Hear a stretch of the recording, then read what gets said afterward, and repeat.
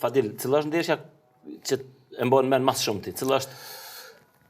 Këtu është pa dyshim sepse me Lirinën Prizren. Me Lirin Prizren? Po. Kush?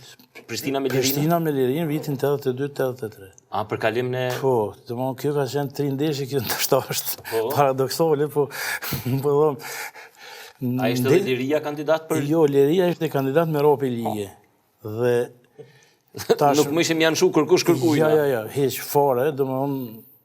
Edhe ka pos tendenca, biseda... Politike? Ja, po edhe politike, sepse krejtë Kosova ka dëshiru që Prishtina të... Me hin ligë dhe me nga përfaqësua, si që nga ka përfaqësua. Po tash me kalimin e kohës dhe viteve, nuk mund të akuzosh as Lirin, sepse... Edhe ata për një...